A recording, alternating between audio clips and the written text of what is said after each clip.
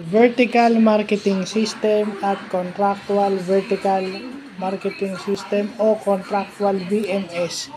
So yung VMS, yung vertical marketing system is teamwork ng mga nasa distribution channel para mag-achieve ng economies of scale and have a great sales impact. So yung nasa distribution, yung tatlong nasa distribution channel, nagtutulungan sila. Nagkakaroon sila ng teamwork para magkaroon ng better sales impact at economies of scale. So yun yung ibig sabihin ng vertical marketing system. Yung contractual VMS is yun yung vertical marketing system bind by a contract. So nagkakaroon sila ng kontrata.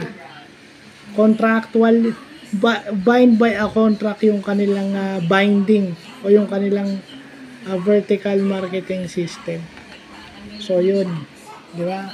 So doon natin makikita yung teamwork ng between nasa business, nasa distribution channel.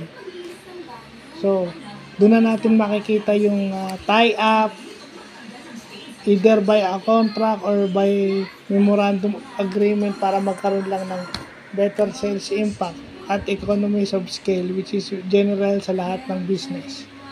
So, yun lang po.